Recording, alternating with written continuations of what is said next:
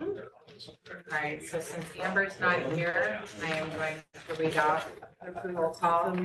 So we have present, Jeff Hans, Kate Lampier, Casey Leahy, Katie Murphy, Lisa Sanders, myself, and Chuck Wonderly. Online, we have Scott Kendall. Let's see. So Rick Alexander and Steve Perron are not here. I think Rick's Rick's online. Oh, is he online there? He's at the beach. Oh. That's lovely. That's pleasant. Okay, Rick, so Rick is online. We're gonna be looking at it. Okay. All right, so looking for a motion to approve the agenda. Any additions or deletions? I'll move to approve the agenda. I'll second. So moved by Katie, seconded by Chuck.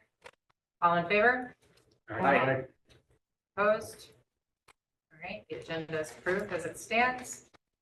Then I need a motion for approval of the minutes from the August 15th meeting. I'll move to approve the minutes. All right, so we have moved by Katie, seconded by Kate. All in favor? Aye. Opposed? I'll abstain since I wasn't there. Oh, yeah. So I should too. All right, so you're abstaining as Yes, well? yeah. Okay, so Lisa, That's why I didn't say anything either. so are you abstaining? I declare my. All right, so Lisa, Chuck, and Casey are abstaining. No?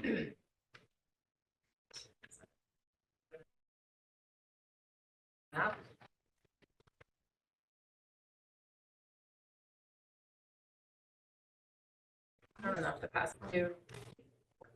So Rick, I don't think Rick was there either. Was he there? Yeah, he just gave you the thumbs up. Okay. He's on the minutes. Did Scott, did you? His thumbs up too. Okay, all right, so then it's approved. Okay, all right, and then we are at student reports. Okay, so the first thing I want to talk about is Josh Cole is this weekend, which is the boys soccer tournament. We had invitationals last weekend where the girls played. So the boys play at 8 o'clock tomorrow against Mill River, and then at either 6 or 8 p.m. the next day, depending on if they win or lose. And invitationals and Josh Cole are one of like the biggest events during fall. The athletes are excited to play, but also just the fans and students always have a good time as well. Like the student sections like usually bring drums and they have like cowboy hats and they make shirts for like the team. And also before the boys game tomorrow, there's a girls varsity game here at 4:30 against Rivendell. Also the sale on the green is this weekend, and each grade has a stand where they sell different goods, whether it's like walking tacos or baked goods or other types of food. And it's always nice to see the community come together and support each other and students here at Green Mountain. There's also a new phone rule, and we have to put our phones into like a wooden like organizer at the beginning of class, and we can't like have our phones obviously throughout the class, and we get them back at the end. And at first, like I think students found this like annoying, but now that it's becoming like an everyday thing, like it's just like a routine for us now. And I know that like at least at like any of my classes, like there's no problems with it, or I haven't heard of any at least. And then also we have a new schedule this year. We have block scheduling now, which means longer classes. Some classes don't need all that time, like civics or personal finance, so they're about half the time. There are 4 different classes per semester, and the only year-long classes are AP classes and all math classes. But even those are half a block in the second semester. So kind of different than last year. Are you finding that with the cell phones not being available, that people are more focused or, just less distracted overall? I think for sure that like, because like they don't have a distraction, like teachers are definitely like not like saying like put your phone away, and so students are definitely more engaged. I feel like at least in my classes. Any other questions for Lexi? No, sounds great. Great job. Yeah. At the Green Mountain Thanks, Station. Thank you. All right, so that brings us to administrators' reports, starting with superintendent. So there is a more global report that was emailed out, and I'll do that at the beginning of every month for all 3 boards. And that one really focuses on, kind of what's happening in and around the state that might impact us. And then the more specific things we can do verbally here. A lot of the reason is because that changes quite quickly. biggest thing right now, and especially for the community to know, is that October 8th at 6 p.m. at Chester Andover Elementary School will be the next open forum. And at that point in time, we will present the 3 proposals that the restructuring committee has come up with to seek feedback from the community. So that's going to be important to get as many people out there so that we can hear and kind of use it to better or adapt what those plans are, and then will help us pick the one that we're going to recommend to the board. Excuse me. Just as part of the process, there were 11 different viable ideas, and they were each evaluated against a scoring rubric. The 5 areas of the rubric were supporting improved outcomes for students, addressing the space needs at Chester Andover, increasing enrollment at Cavendish, creating equitable conditions for all students, and minimizing the impact on families. So the proposals that the team came up with were the ones that scored the highest in all 5 of those. They actually did a pretty good job. They actually combined a couple of the ideas and made them even better. So pretty impressive with the work that they did. There is a team that is meeting right now to revamp the teacher supervision and evaluation process. There's really only 2 tools that administrators have that can really help us achieve the district's mission. One of them is the budget, the other is the evaluation process. And so we've been working with the union to try to create an evaluation process that's really goal-centered, to draw in the teachers and make them really focus in on continuous improvement plans, so that they're collecting data, they're reflecting, they're thinking about the impacts of their practice and informing the data that they're collecting. Cavendish, we are in the middle of, or I shouldn't say the middle, we're in the middle of the start of the interim principal search. While that's going on, Joey and I have been kind of serving as the principals over there to help out. Craig from Ludlow Mount Holly has offered as well. And even though it's a separate district, I think it might be a good idea if he's willing to kind of come down and spend a day or 2 just for the sharing of ideas between the districts. Because we are all TRSU, even though the budgets are different. That's as long as it's not causing a hardship on the elementary school up at Mount Holly. We have 2 candidates so far. Tomorrow during the professional development day, I'm going to work with the Cavendish teachers to create the interview process. And then we're going to start reaching out to form a committee that has representative stakeholders from across the community. I would recommend that the board here nominate 1 or 2 people to be on that committee who can, spend the time. There would probably be, 5 or 6 meetings, which would include the interview process itself. And the decision-making process, they would probably be 3 o'clock or later. But it's important to have that input. Allergies, I apologize. The board members, however, right, if you're on that committee, you're your parent or a community member. So. September 27th is the board training on policy governance. And as of this morning, we only have 4 board members that have signed up. Can we still RSVP for that? Perfect. Yeah. Julie McKenzie from Ludlow Mount Holly was nominated. She's going to come down and attend as well. Okay. So. And then my last piece is Lauren Baker. She's retiring on September 26th after many decades of work here. On that day at noon, they're having a retirement party for her, for people to drop in and just thank her for the work she's done on behalf of the district all these many years. Other than that, if there's questions. Yeah, just quick, I think I'm still not getting those superintendent reports. Okay. And one maybe, I saw somewhere, I was sent an invitation to my another email address, and my TRSU email address was listed as Lisa Saunders instead of Sanders. So that could be the issue. Gotcha. And if, could you forward that to me or? I can forward it to you. Okay, that'd be great. And then for the governance structure, the 9/27 meeting, what are the hours for that? 8 8 to 3. Yeah. I mean, they were planning on about 6 somewhere hours. around. The full day training we talked about, the retreat, right? Yeah. Is there a way that would be recorded or some other way I could experience it? I've worked. So they have Brown Dog Educational Company, Oh, I remember which this, we yeah. can sign up for, and that'll take you through all the modules of policy governance. That way you can kind of work through it on your own. Okay. I don't think it's that expensive. I think it's like $300 a person. Apologize. That's I available. can't remember what exactly she said that like the time commitment to the educational was, but I think it was. I've done the Brown Dog. I would say probably about 8 to 10 hours if you're taking your time and really being thoughtful about it. And actually, it was a pretty good series. Great. Do we just go in and find that ourselves? No, Or I think it would be sent to you. Okay. Okay. 'Cause Yeah, I I- also- Because I think we're only going to purchase it for the people that are Okay. attending. I have 8 to 10 hours on a Saturday, for sure. Mhm. Just not this Friday. I do have a question for Lane, if that's okay.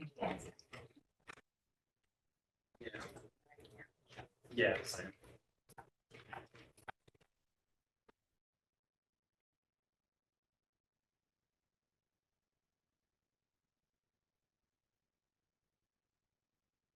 Everybody get an opportunity to read the principal's reports while we're waiting. Yes, yeah.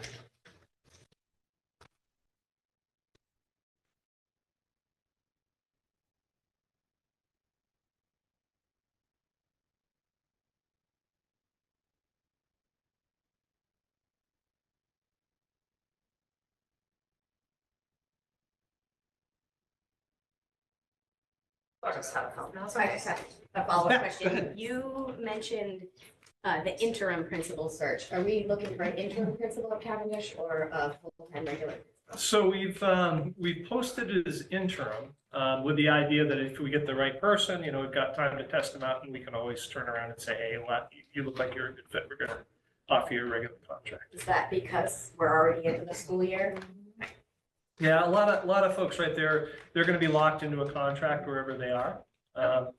We've had 2 candidates so far. One of them is kind of what you see a little bit. You'll get somebody that has retired from like Massachusetts or New Hampshire, and then they'll come up here with the sole intent of being an interim to help people out in situations like this, just to get them through the year. So that's probably, hopefully we get the right candidate, but that's probably, where we may end up, just given the timing of the year. Thank you. I have a question for Lynn. I heard you mention a principal search committee that includes teachers. Now, how? I've been on this board a long time and Lauren changed it up a little bit, whereas teachers were invited to interview and put their 2 cents in. But her thought was you shouldn't hire your own boss. And I agree 100%. So who gets the final say and Typically, this is kind of operations, but you would have the final say on the hiring itself. If the board does want to make a motion or to state how it wants that committee set up, you can do that. I would balance the idea, because there is logic in what you're saying, but you also have a school that has its own personality. Oh, no, I That want is the teachers difficult. on there. And so, yeah, it would be great if we had them there to be able to evaluate the folks, because I don't want to settle. I want to make sure, it's a good match for them and for the person that's coming in, because there has been turnover. We want to get it so that the next person that comes in is here, is a solid part. It's accepted by the teachers and is accepting of the teachers. If that makes sense. But if it's left into our hands, like I said, I usually reach out, talk with the teachers. So there'd be the board members, members. We'd have the parents. We'd have some teachers. We want administrative representation, because whoever this person is coming in also has to fit in with the team that we've got here, because they got a pretty well functioning team. Students, if we've got some real mature, 5th or 6th graders, it wouldn't be bad to have one or 2 students there.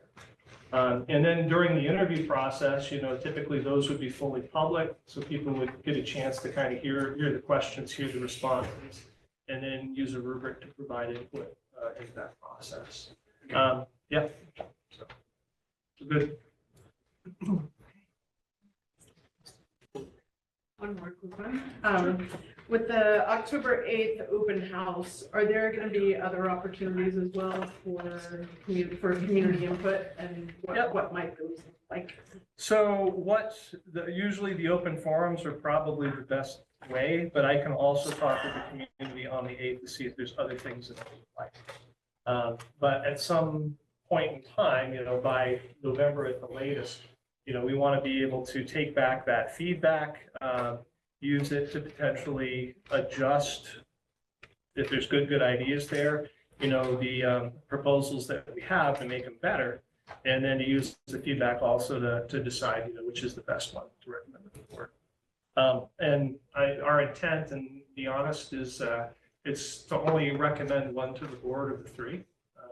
Because just it's either yay or nay, that way there's not conflict, if that makes sense. So that's great.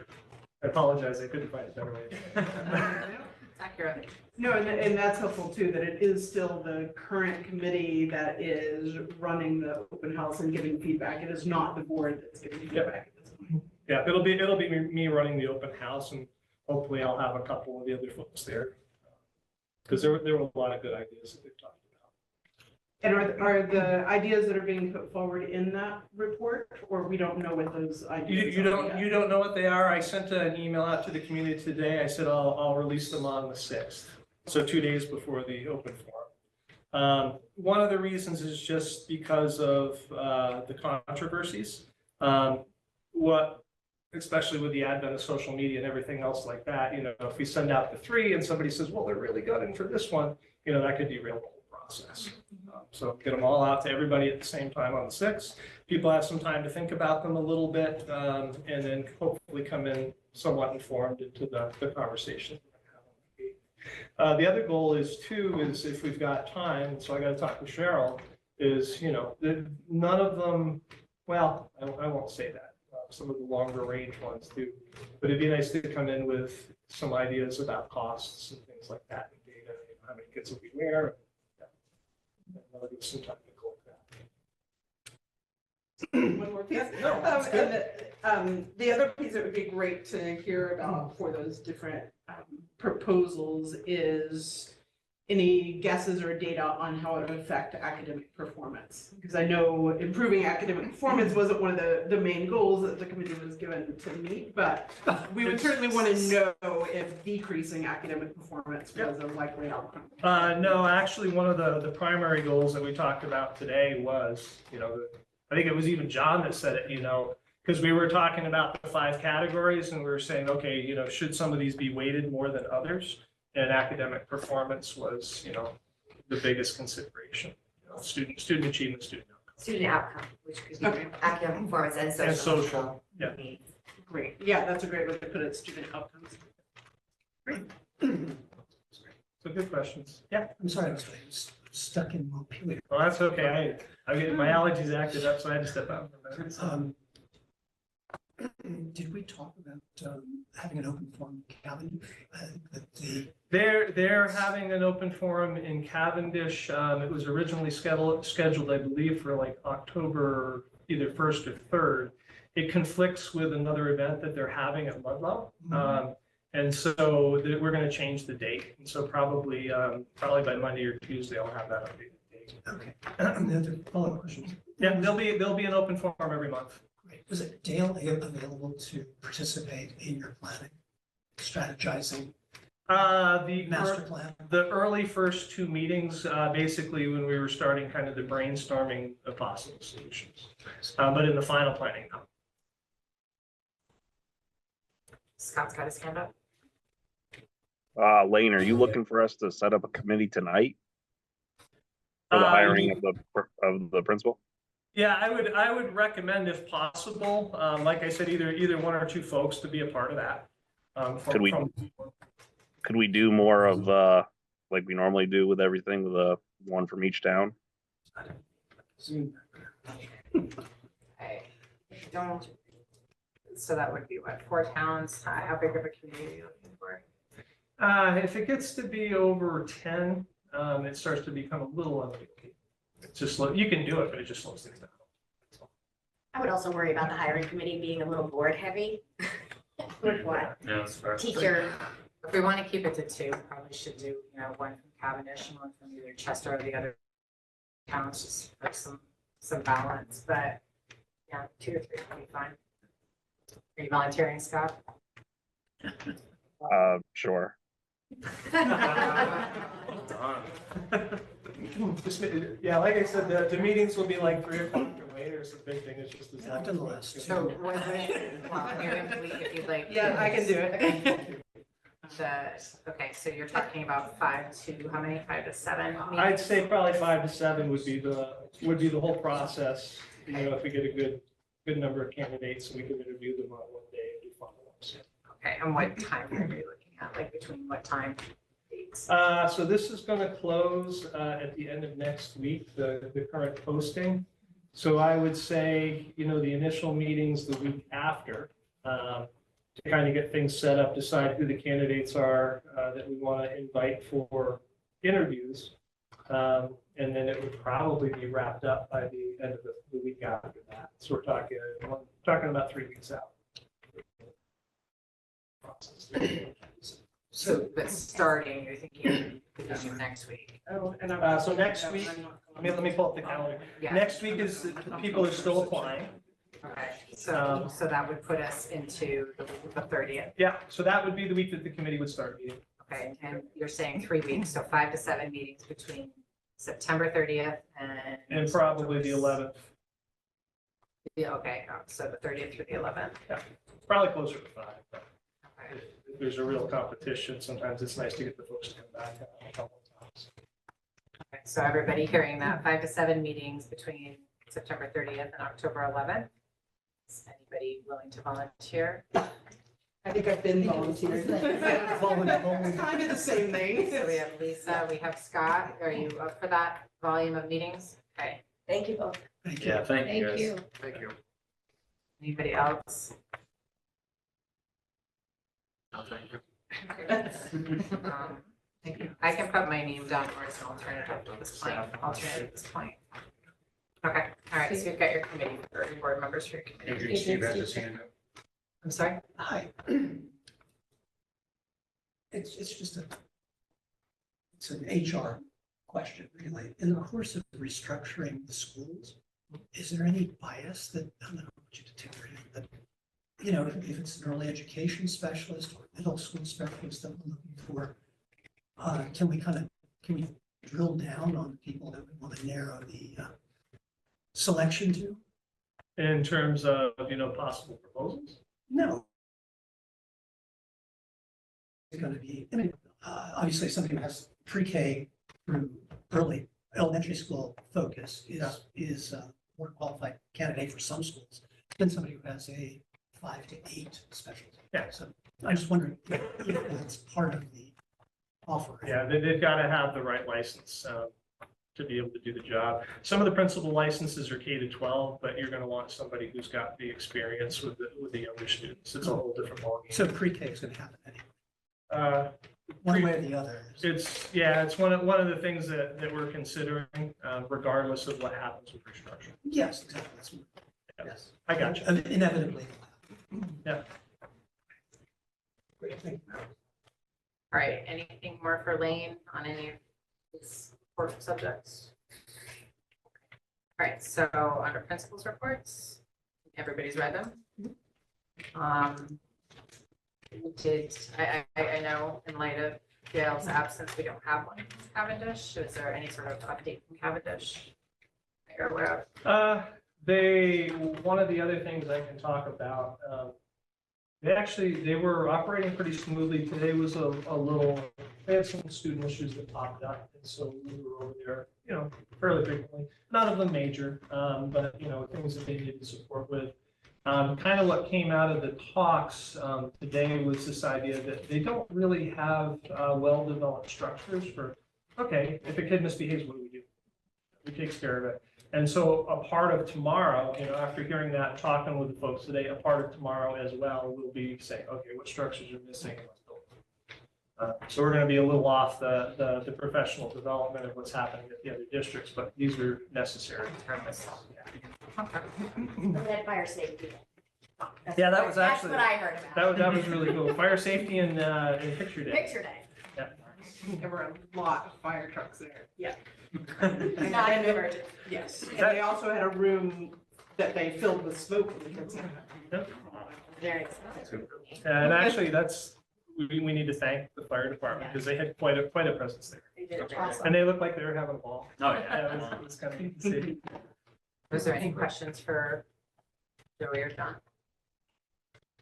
I don't have any questions, but as a parent, I will tell you two things. One is I genuinely appreciate all the time and effort that went into the hybrid grading system. It's fabulous. My ninth grade student is more focused on her academics and it's giving her like that drive, right? Like, oh my gosh, this grade went down. What am I gonna do? You know, like just really on it. So it was awesome. And the no cell phone policy is amazing. To come here, I came and brought my forgetful daughter a sweatshirt, right? And I came during middle school lunch and the kids are outside talking, playing. Like, you didn't see that last year. There was maybe 5 kids outside last year. Now there's, 25. Excellent. It was just really cool. Good to see. Good. So great job. I just want to say I agree. It's great. The grading system is phenomenal now. And was there anything you guys wanted to add beyond your reports, or are you good? Not beyond, really, just both this weekend is a bumper weekend, and it'd be nice to see everybody out. The kids are all working hard in their classes to get things ready for all their fundraising. Really, they're into this weekend. I know it's early in the year, and last year, me coming in new, it's kind of new to me, but now when you see it, you feel it, it's really ramped up for it. So if you have time this weekend, either Saturday or Sunday, to get out there and just see what they're up to and purchase some stuff, that'd be awesome. So, but no, other than that, the other thing is the full play with us. Luckily, getting a music director at the 12th hour, we're a little bit behind, but to have 2 seniors and one in particular stepping up and meet with me and saying that she wanted to direct the full play, could she do it? And we talked through the parameters of being able to do it, and the adults required. Like, yeah, so homework, eat dog, here we go. That's great. That's great. I just want to say 2 quick things. I'll be very brief. One is that we had an amazing event over at Chester. Gosh, I don't know what it was, last week or the week before, I can't remember. I guess it was 2 weeks ago. The Flynn Theater and Playing Fields Performance had that. We had these circus performers and it was awesome. And so much of the community came out and it was interactive and it was a huge success. And so thanks to everyone who came and the community. Very proud of my teachers and everything they've accomplished so far this year. And also having spent some time now in Cavendish this week, I would say I am also very proud of that community and how resilient they are and how much they have had to come together to get through this. So Thanks, John. Okay. If there's no other questions, we'll go on to curriculum reports, presentations. So Emma has some family things that are happening tonight. And so the report is there for folks to read. If there's questions, I'm happy to take them and take them back to her. They may be things I can answer as well. Any questions on the presentation? If you have any after, just pass them on. All right, Territory Facilities Director report. So I'm gonna try to be fairly brief. Good evening, everybody. Overall, all 3 of your schools are in good shape. Nothing, I don't see anything major right now, knock on wood, that will have an impact on our budgets. We're have some things that we have to address, but nothing that should impact our budgets. I'll go through briefly a few things at the schools. I asked Lane to put the DEC and the health department on the agenda to come and give us an update on PCBs. It's been a while now since you've heard from them. There's been some changes and some things happening at the state level. So I felt that it was time that we spoke to them, and they're more than willing to, they're gonna come and give a brief report, and you can ask some very direct questions. So this kind of goes to Green Mountain and Cavendish. We've had some issues. We have some boiler issues here and some air problems with runner controls and some ordering issues with our security updates at Cavendish. I thought we were over this from COVID, but all of a sudden there's a parts issue with everything we're ordering, everything. Nobody has parts. Things are back ordered. They're holding our prices for us, but the one part we're waiting for a boiler here at the high school is now 4 months out. It's been 4 months, and we're hoping for sometime the end of October. So, I mean, I'm not sure exactly what's going on, but, nothing really concerning for the board, just for us that this is getting to be a problem. I do like to report this stuff, did a little homework, got frustrated with who was picking up our trash or compost, which compost, the state made it mandatory, and we saved like over half of our bill switching here to high school. So I made a change at high school and waiting to see how it works out. It's working out really well. When I say half, it's somewhere between $1,600 and $1,700 a month we're saving by making a switch. So we made that switch, and yeah, Man. this is a big deal. Chester Andover, everything's looking good going into the winter. Cavendish, for anybody that's driven by the school, looks great. The painting project went off without a hitch. The guys were awesome. I talked to their project manager. They came in great on budget. They did everything that they said they were gonna do. And we're waiting for the security upgrade on the cameras at Cavendish. We're still waiting on that. Go ahead, Steve. I noticed there's a lot of vents and machinery that's still masked. Is there more work being done? I don't think so. I didn't notice that. Where was it? In the front and on the east side, Okay, we'll take a look at that for sure. Tony didn't say anything, so yeah, we'll take a look at that for sure. in the masking. Yeah. The FEMA update, I mean, I'm sure everybody's been watching the news or see the news. FEMA has no money. There is no money. And we're not the only ones struggling with it. Cheryl could show you the stack of paperwork we've done. It's probably literally a foot deep of stuff we've done over and over and over and over again. And we're being told there is no money.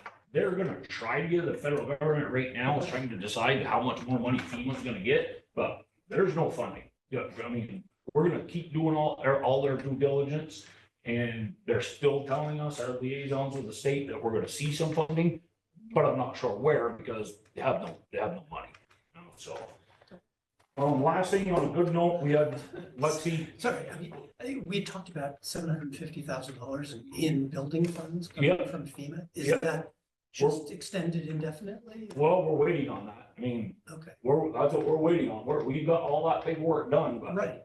I don't think we can make them give it to us if they don't have it. Is there any indication when they would be funded or? I don't know, Steve. Just curious. Yeah, no. Don't. Okay. Yeah, I think the Congress legislature, they have to get together and actually vote to appropriate more money. Yeah, that's what they're working on now is. This is a federal problem. Oh, yeah, yeah. Federal, yeah. FEMA, yeah. I mean, we've done our due diligence. We've done everything that we're supposed to do. And we're waiting for them to say yes or no. You know, it's unfortunate. Like Lexi talked about, last weekend was a girls' invitational soccer tournament. We took that over, Green Mountain did. The athletic department after Black River closed, it's a huge event. It was a great turnout. It was a really good showing. This weekend is the Josh Cole. Josh Cole was a young man that passed away at Black River. This will be a huge fundraiser for our boosters. We will donate some money to the scholarship fund. If you get a chance to come to Ludlow, it's a great event. It's a hard place to find a place to park, but there's plenty of food. This year, Goodman's Pizza has graciously brought their pizza truck, and they are cooking pizza and making a very generous donation to the boosters. So this is just a great event. It's great for our school, for our communities, and it ties Chester and Ludlow together. So I think that's all I have, unless anybody's got any questions.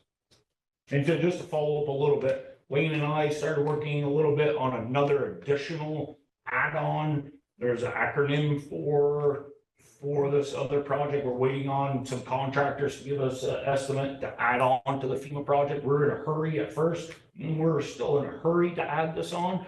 but it's like adding on, hoping you're gonna get a little bit more when there's nothing to get at this point. Regarding the boiler issue, Yep, as we're very close to boiler season, yep. the park, say, doesn't come in, are we looking at potentially critical, Not being Situation able to go here? to school? No, not yet. not yet? Well, where's the yet? So the yet What does is, that look like? here at the high school, anything 10 degrees, 5 degrees above zero, it takes both boilers to heat the building efficiently. I've never tried it, I mean, I wouldn't try it. I wouldn't try it with just one. I don't know if it can do it, if it's gonna run on high fire, if it will manage it at 5 degrees above zero or below. I don't wanna go there. I wanna believe that the park's gonna come before, December, late December, and we don't have to worry about that. Yeah, no, I Yeah. don't either. I'm just wondering, like, is there a contingency plan or do we need it? So worst case scenario, right? Worst case scenario, we talk to an engineering firm and and I come before you and say, we're in a lot of trouble. We can't get this part. Now it's time to pull that 1986 boiler out and put 2 condensing boilers in and do something with that boiler room. I mean, we've been talking about this for a while now that, we're putting Band-Aids on Band-Aids on Band-Aids, right? So, I mean, so at some point we have to make a decision on that. And the piece I would add on is, this comes back to, as we get into budget season, is, right, bond, right? That's why they're important, especially if there's been, things that have been deferred for a long time. And or, building up a reserve fund so that when things happen, you don't have to be scrambling around last minute. So you can find funding. Do we have money in the capital reserve for something as dramatic as that? It depends on the dollar amount. So I can say, with my job with the TRSU, they're putting a new boiler in, very small, minute project compared to doing something here at the high school at Mount Holly. Long time coming, they approved it, did it, it does it. I'm blown away by how fast they're moving. Within 2 weeks, pull the boiler out, the new one's in, they're gonna fire it tomorrow. The propane tanks have been dug, they're gonna dig up the oil tank, it's unbelievable. And it's really clean, very clean, the room is done extremely nice, I mean, it came out really well, And learning more about how those work and the new high efficiency pumps and they're all electronic, I mean, it's pretty impressive. I mean, they're gonna save some money there just on the efficiency of that boiler compared to their old oil boiler. So I don't want to take up everybody's time, but that's what we're. I was just curious, because Yeah. if the capital reserve is something during budget season that we Yep. haggle about, cut down a little bit, We're coming into the fall with the not full boiler system, so. Yeah, I mean, that wasn't the plan, obviously, hoping that was fixed now, and we can't control supply and demand, it's unfortunate, and it's unfortunate, we're gonna put that money into that boiler in a very short amount of time, but that boiler's gonna go away, I mean, at some point, right, I mean, it has to be changed at some point. Other questions? Thanks, Tom. Thank you. Thank you, Tom. Right, next up, we have the financial update. Do you want to do your update and then the bond discussion? Or it's just the way it's listed as the bond discussion is A, so it makes more sense to go into that now. I think it might. Yeah. So Tom, so there had been discussion, at least when I started, about, other possibilities for project management here on the Green Mountain side of things. And so Tom Seekins is here to kind of talk a little bit about what his company could provide. And so this is a good time to kind of ask questions, to get some answers and to be able to make a comparison between, what we currently have and what we could have. You might have to allow share. Oh, let me see if I see it. Is it asking for, I think I should.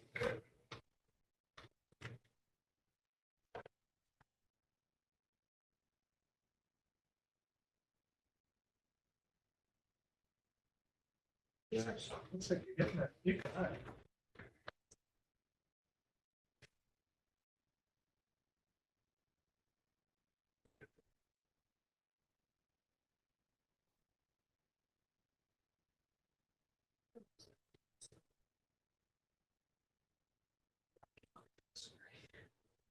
All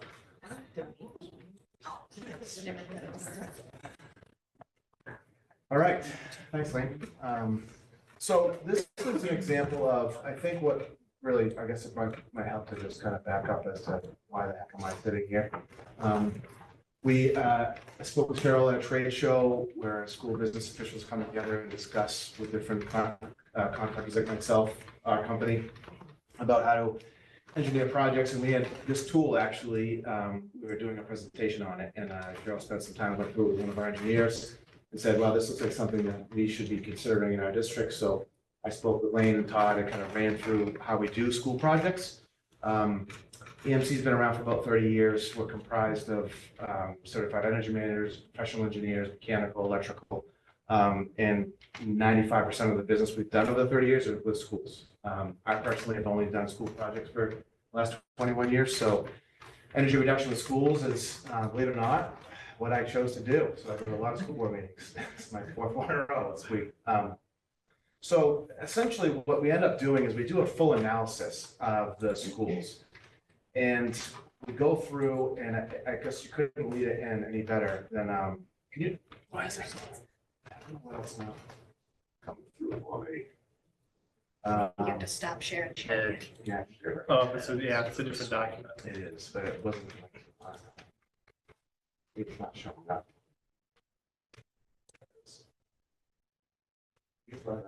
You're actually doing really well.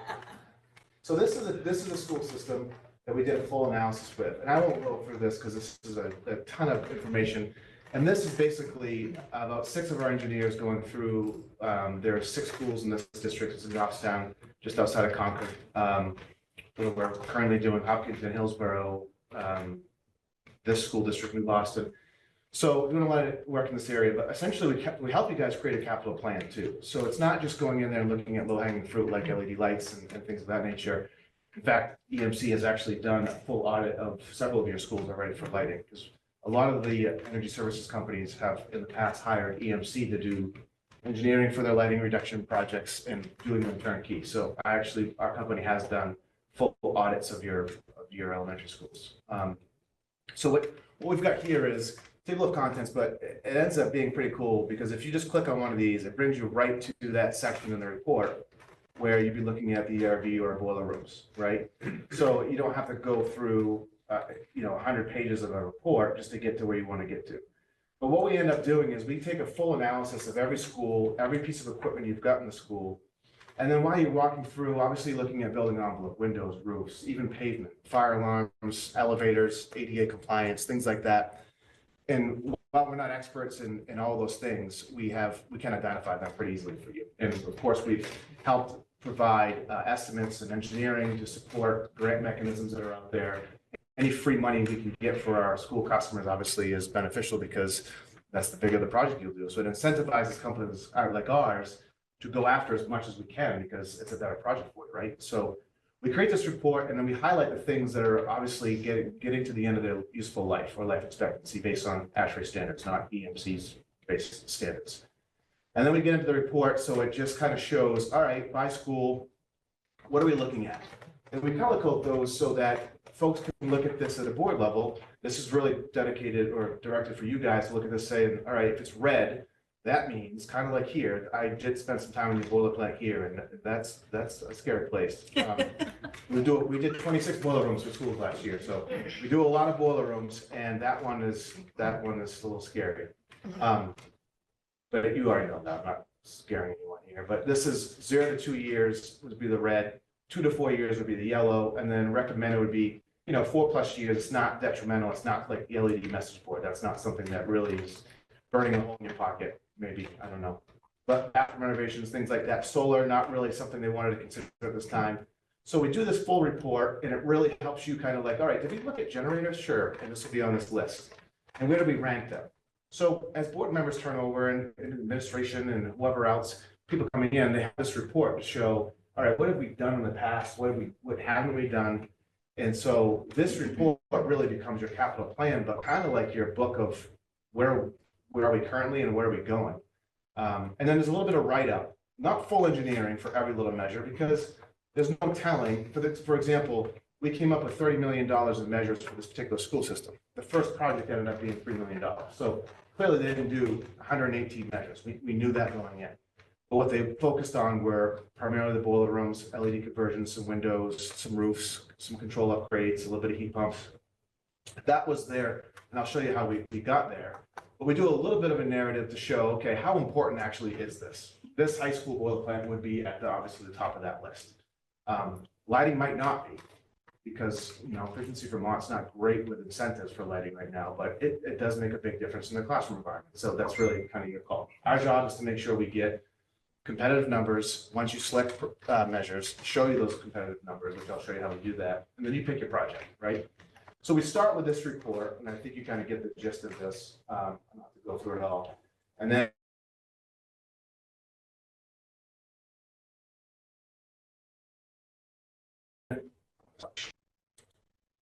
we get into this tool, which I originally had up.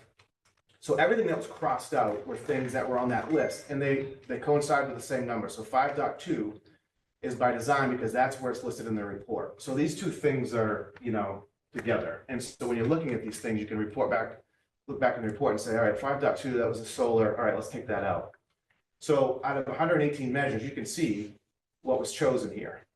And as we scroll down this list, and over on the right-hand side, you can isolate things really easily by clicking on a school or a priority level or a phase, or whether or not you want them in or out, right?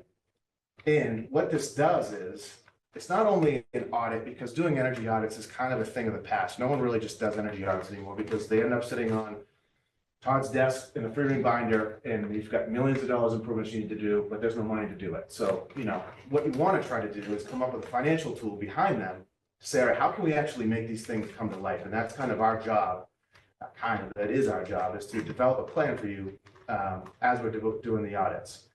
So you scroll down, and I'll try to go slow here, but you'll see that this ended up being a $3.1 million project.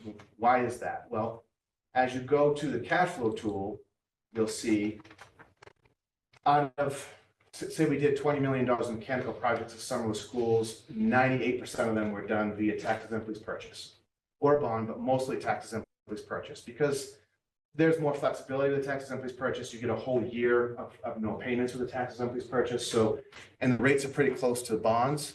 So we find them to be a lot easier to use. You can prepay them, you can finance them. But more importantly, there's a non-appropriation clause built into their contract. So it says basically, if you get rid of one of your elementary schools, you're no longer responsible for the things that you did in that particular building because of the non-appropriation clause. So there's not 100 banks out there that do these, but there are plenty that will bid on your project. If there's any questions about that after, please just ask. But so this is essentially your term of financing above here. This is year 1, year 2, year 3, so on and so forth. And the sweet spot for interest rates for these is about 17 years. Couple reasons. Equipment is, ventilation equipment is around 20 to 25 years for ASHRAE standard. So anything more than that, the banks aren't really interested because that's a bad investment for them, right? 17 years, still got life in it, I guess there's still something there. Chances of, even if you said, you can come take your ventilation units back or your boilers back, I would love to watch someone pull those boilers out of your high school boiler plant. It would be comical. So obviously they're not going to be doing that, but that nonetheless, it's in the project. So year 1, you've got $136,000 in savings, 36 in operational savings. And so here's your gross savings. Your principal and interest payment, based on the 17-year note, and that interest rate at that time, which is below, your flat payment is $220,000. So as you can see here, it's slightly negative, but what the banks do is they'll flatten that out for you. So at the end, our goal is to show you a project that is close to neutral, meaning the debt is satisfied by the savings as possible. We've made a lot of really cool adjustments to the sheet that continues to grow every year, but this easy button is now what we use is, so here's your 4.8% interest rate, here's your term. If you were to change these things, that would obviously change your contribution. So what this is basically telling you, the $3.1 million based on the energy savings delineated above and the actual payment, you don't have to really contribute any money towards this project, right? But if you go back into the tool and you say, all right, say we have a little bit of money to put towards it and you want to add a few things in here that are big ticket items, some windows or some ventilation improvements. And then you go back to your cash flow tool. So now you're at 3.8 million, and because of the negative impact on you're adding ventilation. So now you're having to budget $63,000 a year in conjunction with the savings to make that payment, because that payment went to 287 from 220. So what's really cool about this is that you can go back and forth, and we did this with this particular client in many meetings, and decided on this is kind of the direction we want to go. And we'll wait for phase 2 and phase 3 to do some of these other measures, right? That's kind of how it works in a nutshell. Just to kind of show you something really cool, because we do so many boiler rooms, it wasn't really that big a deal to put together. I did do one for your boiler plant, and because we had already done the lighting audits. This is probably a little hefty, but that's a big boiler room. It'd probably be 3, this would be considered doing, well, actually, I have a full analysis on this that we did. But 3 condensing boilers, Beastman condensing boilers, but we're brand agnostic. If there's a brand that you guys love as a district and you've been using Lochinvar or Beastman or whatever you like, then we'll work with it. We're certainly not going to push you into any brand that just because we like it. Same with contractors. If you've got contractors that have done the right thing for you guys for years and they've been here when you need them at 3 a.m, the last thing you want to do is push them out of the bid process. So we'll make them part of that bid process for you guys. We might suggest, hey, these are some contractors that we've done some really good work with. They do a great job. Have them bid on it, but it make it a fair and equal system. So based on using around 50,000 gallons of oil a year, I think I used 3.89 for oil and $1.89 for propane. Obviously, we're taking the BTU hit for, what you're getting out of a gallon of oil, which is about 138,000 BTUs and 91,000 for propane. All those things are taken into consideration. Your savings is right around 51,000. That I spent a few hours in the boiler room with Todd. So this is not like a full engineered solution here, just FYI. But this would essentially pay for itself. So all those together at a $918,000 project, $65,000 a year in energy savings. Again, that's not final, but just to kind of give you guys an idea, because you literally just talked about the high school quality plant. So I thought this was timely to show this. This is a mechanism in which you can get that done and call that a phase 1 project, right? But if you had other measures on here after the analysis, you could, in theory, go back and say, let's hold off on the lighting, but we would like to do some ventilation improvements that we have in our current capital plan that we can't seem to get done, and roll this into this financing mechanism. So then from there, what you'll do is we have an option builder. And this is something new that I was alluding to in the last sheet, where we'll make it easy to kind of, once you get down to the point where you're kind of saying, all right, if we take the lighting out of the one school, but leave the boiler in, what does that look like? So this option builder kind of does that for you. It gives you a really, bulletized option selector where this says, okay, your boiler rooms and the 2 lighting project, this is essentially the financial parameters. If you went with just the boiler plant, here's what you're looking at, so on and so forth. If you decided we're going to wait on the boilers and do that a different way, that's option 3. So we can do as many options as you want, but really, I think four options is probably plenty when you're talking about projects of this size, right? So I thought that was pretty cool to share, that you could literally have a project for that particular measure that would pay for itself. So as you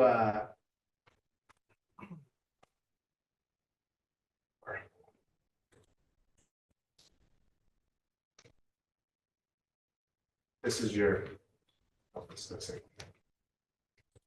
that's pretty much it. So that's how we would essentially get there. And I think I fully recognize that I'm just giving you guys this kind of idea on how to do these projects. This is how a lot of schools do these projects. It does not mean that EMC is going to be selected to do these projects. I think you guys will probably still do more likely an RFQ or something and pick someone that way. But this is just an opportunity for you guys to see different ways of doing projects. That's all. If that makes sense to you. Yeah. Hopefully it does. And What's the name of the funding mechanism again? Tax? Tax exempt lease purchase, Exemplary, tax exempt lease purchase. that was mis-segmenting the words, No. thanks. I say it so often. And this is just an example of a recent project where I think it's important for schools to know what you're paying for, how you're paying for it, how do we get paid? You know, what are we responsible for? So we take the bids from each contractor and put them in here, and you see every single thing that you're paying for. Our profit is 10% in this particular case. I can't speak for all companies, but you're literally gonna see the bids for anything major. We're not gonna get, multiple competitive bids for one pump. It's just unreasonable. No one's gonna wanna do that. But for the big ticket items, which is most of the things you're looking at, you will get competitive bids and you will see the bids. Those will be based on a set of drawings and a bid spec. So after you do that report, just like the case of the Goffstown school where I showed you, they said, all right, we're gonna do the 4 boiler plants and the other measures. Once we knew what they had approved at the board level, we then go, and our engineering team puts together drawings.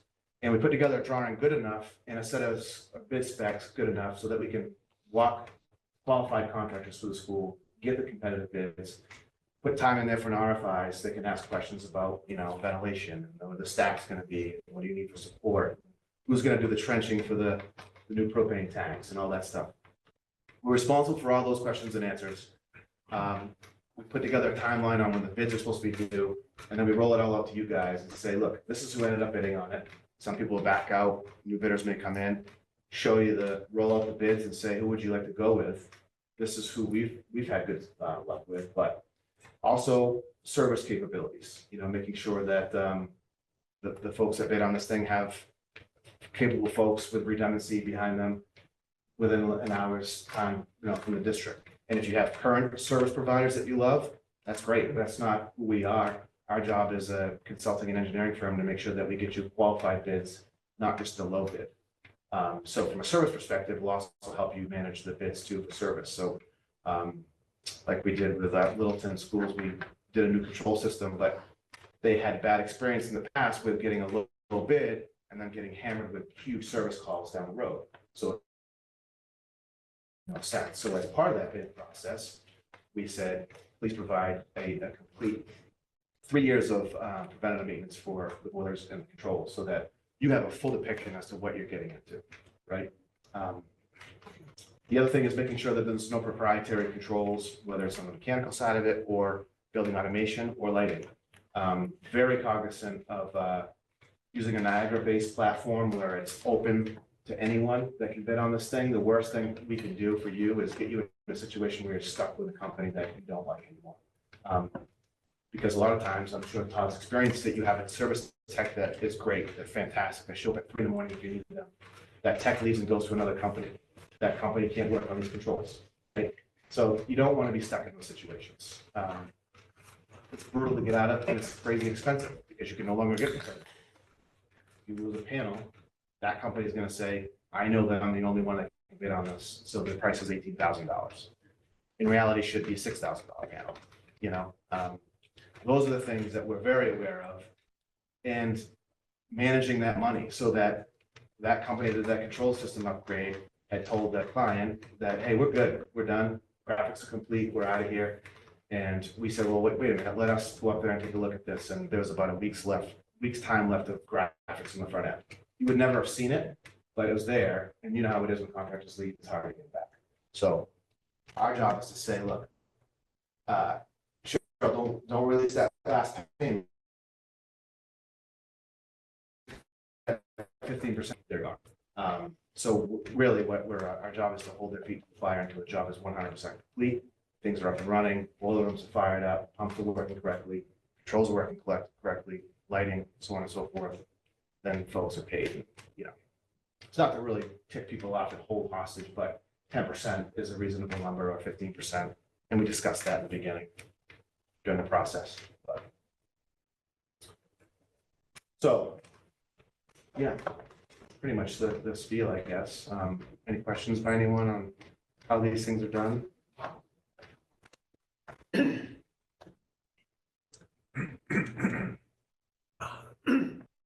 The building has a well-publicized and understood problem with PCBs.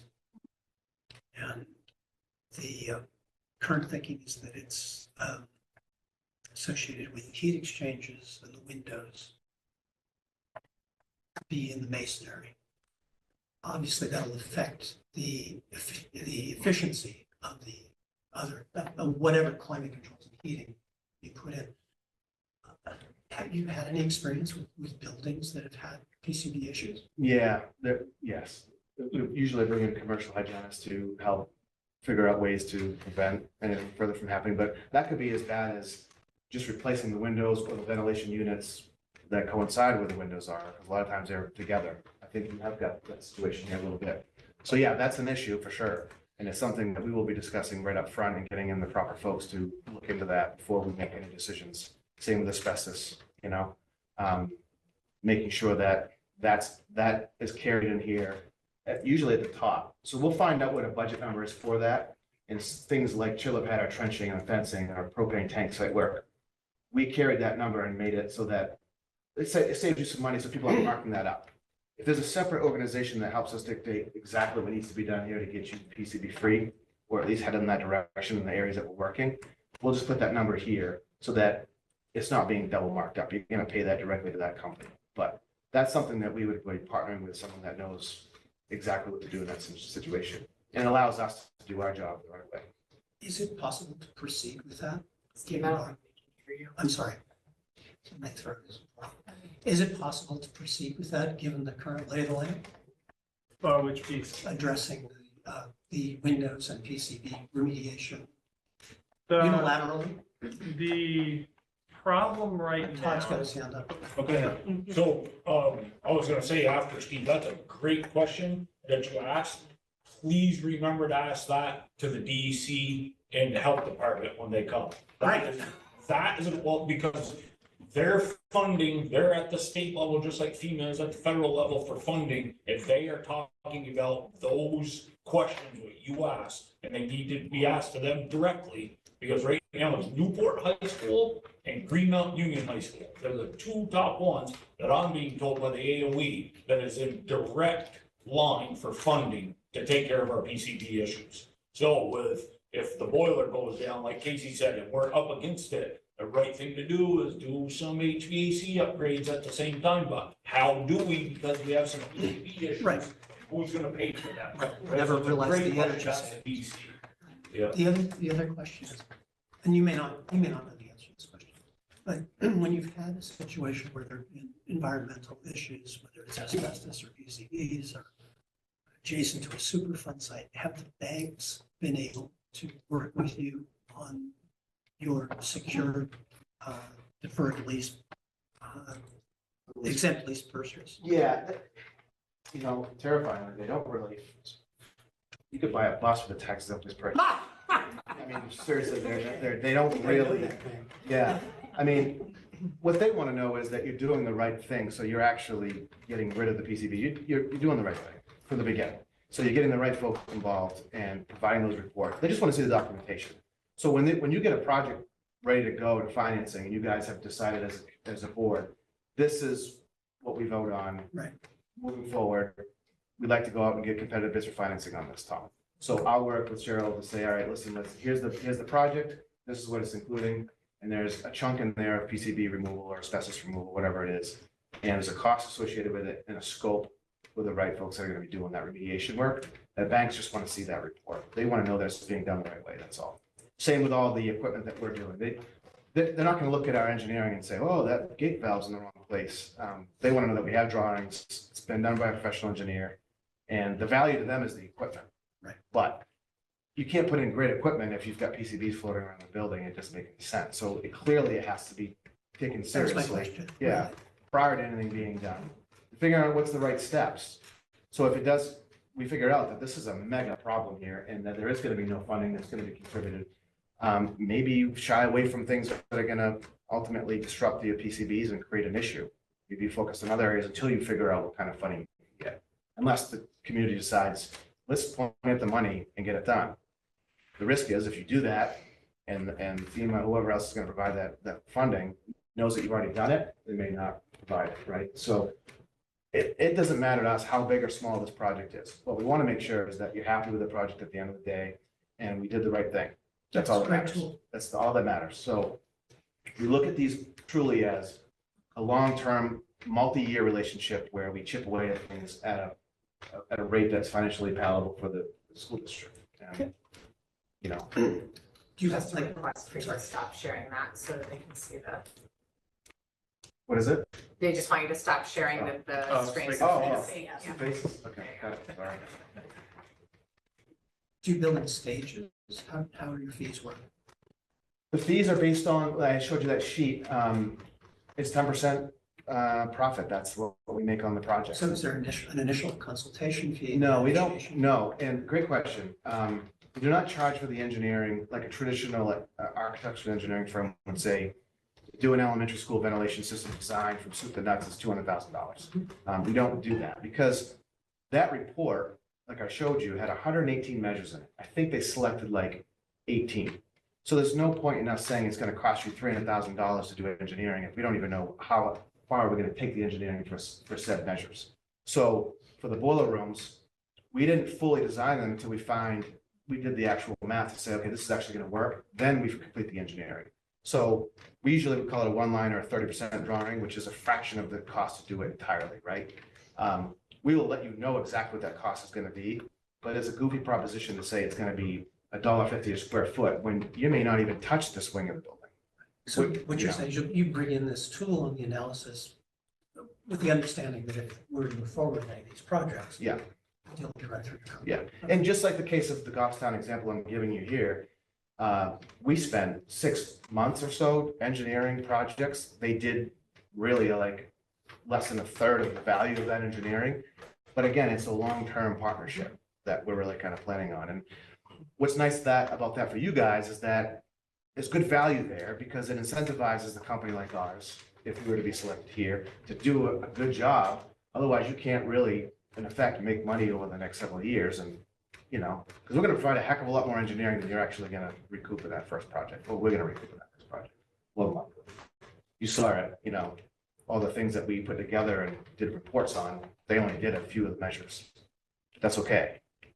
In the next several years, they'll do other things. So This cash analysis, though, is based on energy saving. energy and operational savings, yeah. And then there's also a place in that tool that's owner contribution. So say, for example, you had money in there to put towards this high school boiler plant because it's a major issue, because you know it is. Say you had 50,000 in there every year to account for repairs that you just know are going to happen, and now you're getting a whole new boiler plant. So in theory, that money's not going to be needed or necessary. You could take that 50,000, put it in that tool, and you'd be shocked with how much $50,000 could do. It could do another $500,000 in projects if it's already in your budget. You know what I mean? So it's hard to get things added to the budget. I totally get it. Doing just schools for 21 years, I see this a lot. But if there's money already there that you can repurpose the right way, in my experience, community members and board members have a hard time not seeing the value in, okay, that $50,000 is now going to provide ventilation for this whole wing. That's crazy not to consider it. Goes a long way. Just want to say, Tom was kind of incredible. I do design build work, so this is like, if I could steal that spreadsheet from you, I would. I won't, but that was amazing. Thanks. My question's really about kind of like timeline and schedule. You kind of just answered it, saying that initial report took kind of 6 months to generate. Makes a lot of sense to me. How would that work for a situation specifically like the boiler that we're in, where you're a couple months into developing a report that takes 6 months, but all of a sudden we have an urgent project that needs to happen kind of now? Is your model flexible enough that It you happens every time. Yeah. Beautiful. Happens literally every time. Great question. Yeah. You're absolutely right. Yeah. We'll be all into an audit and then we'll realize we really got to focus on this boiler room. This is a mega problem here. So we will cut bait on the full analysis, table it, pin it, whatever you want to call it, focus on that and provide those numbers because we know that's the focus. That's awesome. Almost every single time that happens. Yeah. Me too. Yeah, because how many school systems we know that are just rolling in dough to make all these improvements whenever you want? They all have the same issues. Doesn't matter your tax base, you'd be shocked. Sometimes the wealthier towns have less money for some reason. I don't know, but almost every time that happens. Yeah. That's great. Thanks. Yeah. We did that with Epping and they really want a new ventilation system for their high school. Their boiler plant was about to fail. Cast iron sectional boilers are a real problem right now. It's still on average 25 weeks to get a section. I don't know what last time we checked. HB Smith just stopped making them, which is the primary boiler manufacturer for those, and Well McLean and the rest. But if you lose a section, you're down for 25 to 30 weeks. And to get a new boiler, it's like 75 weeks to get a new boiler. So it's a real problem. And if that were to happen, the last thing you want to do is bring a boiler in a truck and provide temporary heat because it's going to cost you $megabucks. We did it last year for a school. It was a bummer. Yeah, Sam, this probably has. Yeah. It was $100,000 to get, to pipe in a temporary boiler or a trailer into the building and provide the heat for 2 months. Just to keep things from freezing. Just to keep the Not even building to keep the freezing. kids in there. Wow. That did allow them to keep the school open. But it's shocking when you see what that is. And then there's only a handful of companies that do that. They just have boilers sitting in trailers ready to pipe into a school. So you're at their mercy. You know, it's not like you're gonna go to Lowe's and Home Depot and let them fight it out. You're gonna have like a company that's gonna do it. So getting ahead of that stuff is crucial. That would be considered red on our list. Sure. Yeah. The other thing that changes the impetus behind the importance of the list of immediate 2 to 3 years and 4+ years are funding mechanisms. There are certain mechanisms that come out seemingly out of nowhere sometimes where they're millions of dollars and it's really for ventilation improvements. Perfect. That might be a situation where we also focus on that, even though it's not a mega problem. There's other problems that are more severe, but you have a timeline that says by the end of September, we got to get the applications done. So we're probably going to table the rest of the audit, focus on free money. Yeah, right. You know, that happens too, you know? It's excellent. Well, speaking of time, we should be moving on. What do you mean? You don't want to? Does anybody have any follow-up questions, any questions at all before we wrap this section up? No? All right. Good stuff? Yeah, thank you. All right, Yeah, see of you. course. Welcome. Yeah, you too. Thank you, Tom. Okay, financial, so you have July and August in the folder as usual, and I have done a little written scenario of what's going on. Really, the financials for July and August are salary benefits for your year-round people, summer services for students, supplies and materials to get the school ready, and first assessments to the supervisory union. And just a reminder that we pulled food service out from the budget this year. That will not be the nutrition requests, so you will see that in the report, but it's going to be the 6005, so it's pulled out separately. September 6th was our first payroll of the year, and everything went well. Everybody got paid, and our auditors were on site last week, and everything went very smoothly. And I should have drafts by November. But just to follow up a little bit, so we have a lot of new people on the board. We currently have a performance contract with EEI to do the energy audit. If we choose to go with a different company, we have to go out and do our. And my recommendation too is I kind of alluded when we brought Tom in, was the idea that, you know, it sounded like some people may have been unhappy, so it's good to take a look at what the options are. I would also have EEI come in and talk with folks, maybe at the next meeting, do a presentation, and folks can ask questions and get some clarity too. Can you guys hear that?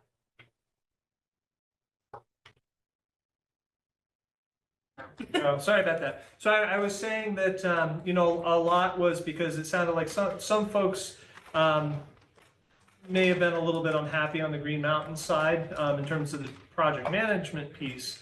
And so that was one of the reasons to have EMC kind of come in and talk with folks. But I think it would also be worthwhile to have EEI come in and do a presentation maybe next month so they can hear from people here. You can ask whatever questions you have.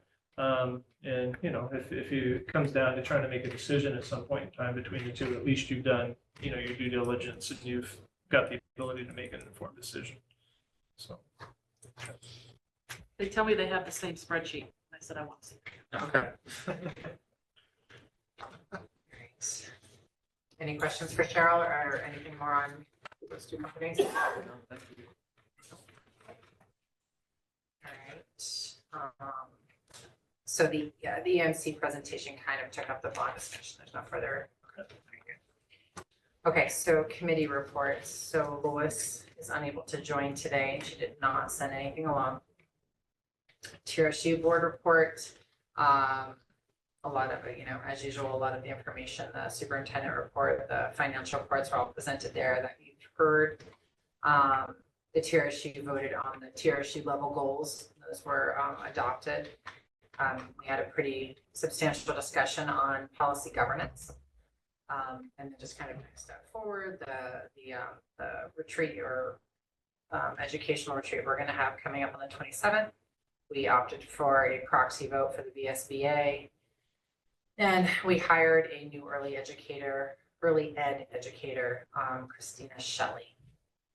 That's pretty much it for TRSU. And just a side note for policy governance, I don't know if everybody, you should all have it. I think it's mailed to all new members, but did everybody get like the essential work of the board books? Okay. So on pages 65 and 66, there is basically a really good overview of policy governance. I would recommend reading. It really simplifies, what we're shooting for with this. If you have that time, we'll take a moment to read that. Did the transportation committee meet? No. Okay. And then I'll wait for you to come back to for the outreach and we'll see. Yeah, the outreach committee did not meet last month. We didn't get an opportunity to, but we will be meeting in 2 Tuesdays' time to do our board bulletin. So I can go out. We're getting in a rhythm of that, hopefully getting it out to everyone. Some highlights from the meeting tonight, as well as I think kind of the main thing is posting about Lane's forums, trying to get the word out about those. We were also asked by Kate to take a look at the websites and see if there were some recommendations or ways we could try to make them a little more user friendly. So not sure who we would be working with on that, but that'll be something we'll start talking about as well, because I think it's a great idea. Tucker, you're talking about all of them, TRSU and school websites, or TRSU? Probably just the school, because the Like TRC. GMs, Yeah. CTS. Yeah. Okay, you can reach out to me. Okay, great. Thanks for that. So yeah, that's what I got. Thanks, Dr. And you guys already sent out the first one, right? Um, First, I wasn't here last meeting, so. We haven't done a hot topics yet. Oh, okay. Where our plan is, from my understanding, is in 2 weeks, we'll meet to the hot topics, we'll get that started. So starting. Yep. This, okay. And then, our hope is to start scheduling regularly, like Tuesday after board meeting. Okay. Have that be our meeting day Okay. going forward. Back to school. Big kickoff. So the meeting will happen, then the Tuesday after you guys will meet, create it, and then will it go to administration or somebody just to kind of? That's what we have. Yeah, Okay. Do a checkbox on it. Yeah. I think we'd be happy to send it to all the board members just to sign off, Yep. and then maybe, that Friday it gets sent out. So people have a couple days just to say like. Okay. All right. Sounds good. All right, and then restructuring committee needs to come off of this list. It no longer exists. There is nothing to discuss in the budget section. Kind of went over that with the bond discussion. And then we are at public comments. Can we skip a public comment? We did one down, yeah. I think it's just moved down. Adrian. Did you have anything? Is there anybody online? No, okay. Board comments from anyone? Missed you guys. I'm happy to be back. Yeah. All right, and then we don't have anything in a new business. Policy committee, was there anything that was brought? Yeah, they met, there were 4 or 5 new policies that they started discussion on. They decided to have the admin team at an upcoming admin team meeting kind of take a look at them, and provide some feedback. There were 2 that they felt they were comfortable sending forward to the TRSU board. Okay, so they're the TRSU. Okay, Yeah. all right. That's what I was getting, yeah. Okay. Then old business. So the first one is the update on the appeal. So I reached out to Nick Letty to ask him where we were at. And as you recall, the board had opted to have him do nothing but monitor it. So he's not looking for anything. So there's nothing to report. He said, if you want him to reach out to the AOE or to the acting secretary or anybody else, any of the parties, obviously there will be an associated cost with that. So do you want him to do that? Okay. So really, I think it's probably just dead in the water. All right, and then we have update on restructuring, but I think we got that in your superintendent's report. So unless there's questions on that, we'll just scoot through that. Is there any future agenda items anybody wants on the next agenda? Excuse me. I was wondering if it would be possible to do an executive session around two things, a legal issue regarding employment, and then a legal, yes, and then another legal issue regarding health and PCBs. Without getting into discussion in open forum here, I think maybe reach out to Lane to see if the legal one, because they have to meet certain parameters. And then PCBs, I have no idea what that would even fall under, but if you want to look at it and talk about Steve. I'm at Cavendish tomorrow with the PD. There'll be a lot of intensive work in the morning, but if you're around in the afternoon, anytime after lunch. Will you be looking at your email? Yeah. Okay, let me find a time after lunch. Okay, great. So possible discussion. Okay. All right, any other items? Okay, and then our last public comment. And then next meeting date is the 19th, so that's today. October 17th. October, thank you. Yeah. October what? 17th, third Thursday. 6 p.m. here. Is there something else? We can adjourn at 7:22. Motion to adjourn. Moved. Kate, Scott got it. Kate. Thank you. Okay. All in favor? Aye. Aye. Aye. All right, we're adjourned at 7:22. Thank you much.